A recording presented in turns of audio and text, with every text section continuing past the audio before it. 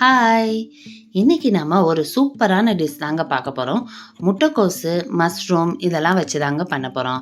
Actually இந்த dish வந்து முட்டைக்கோஸ் மட்டும் வச்சு தான் எல்லாரும் பண்ணுவாங்க. நான் அது கூட மஷ்ரூமும் சேர்த்து பண்றேங்க. வாங்க இந்த டிஷ் எப்படி பண்றதுன்னு பார்க்கலாம். இதோட பேரை நான் கடைசியில உங்களுக்கு சொல்றேன். ஃபர்ஸ்ட் வந்து முட்டைக்கோஸை வந்து எடுத்துக்கணும். 1 கப் அளவுக்கு முட்டைக்கோஸ் எடுத்துட்டு அதில் கொஞ்சம் 200 கிராம் அளவுக்கு மஷ்ரூம் போட்டிருக்கேன். நல்லா பொடி பொடியாக கட் பண்ணி வச்சுக்கணும். அப்புறம் இதோட கொஞ்சம் கார்ன்ஃப்ளவர் மாவு, அப்புறம் மைதா மாவு, கொஞ்சம் கரம் மசாலா, இஞ்சி பூண்டு பேஸ்ட்டு, மிளகாப்பொடி எல்லாம் போட்டு நல்லா நம்ம மிக்ஸ் பண்ண போகிறோங்க. கொஞ்சோண்டு கோரியண்டர் பவுடரும் போட்டுக்கலாம். இப்போ நம்ம எல்லாத்தையும் நல்லா மிக்ஸ் பண்ணி வச்சுக்கிறோம்.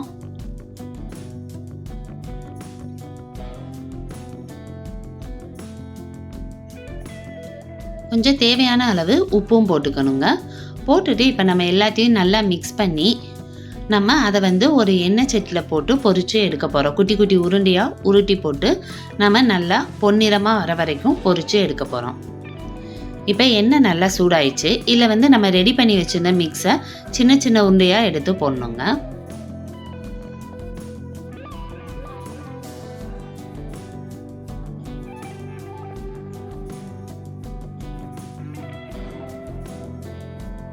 பாருங்க, இந்த ஸ்டேஜில் வந்து நம்ம எடுத்துடணும். இதே மாதிரி நம்ம எல்லாத்தையும் பொரிச்சு எடுத்துக்குவோம். நம்ம பொரிச்சு எடுத்த எல்லாத்தையுமே நல்லா பிச்சு வச்சுக்கணுங்க கொஞ்சம் கொஞ்சமாக. அப்பனா தான் அந்த மசாலாலாம் உங்களுக்கு நல்லா மிக்ஸ் ஆகும். இப்போ இன்னொரு கடாயை வச்சு அதில் வந்து நம்ம கொஞ்சம் எண்ணெய் ஊற்றிட்டு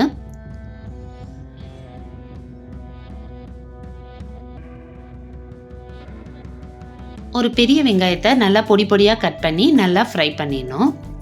அதோட கொஞ்சம் கரம் மசாலா, அப்புறம் கொஞ்சம் இஞ்சி பூண்டு பேஸ்ட்டு,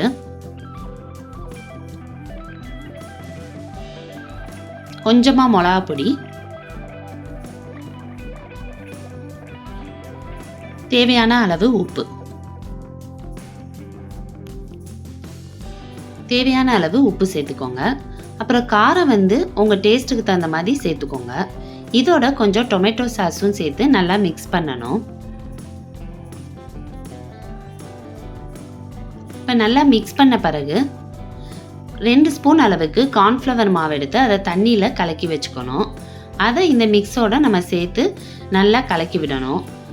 கார்ன்ஃப்ளவர்ஸ் மாவு நம்ம சேர்த்தோம்னா நமக்கு கொஞ்சம் அந்த கொலகொலப்பாக நல்லா கிடைக்கும், கிரேவி மாதிரி. இப்போ நல்லா ரெடி ஆயிடுச்சு. இதில் நம்ம ரெடி பண்ணி வச்சுருந்த அந்த பிச்சு பிச்சு போட்டு வச்சுருந்தோம்ல, அந்த வடை மாதிரி இருக்கிறத நம்ம இதில் சேர்க்க போகிறோம். சேர்த்து நல்லா எல்லாத்தையும் ஒன்றா மிக்ஸ் பண்ணி விடணும். ரொம்ப உங்களுக்கு கெட்டியாக இருந்துச்சுன்னா கொஞ்சம் தண்ணி சேர்த்து நீங்கள் மிக்ஸ் பண்ணிக்கலாம். இந்த டிஷ்ஷோட பேர் என்னன்னு நீங்களே கண்டுபிடிச்சிப்பீங்க.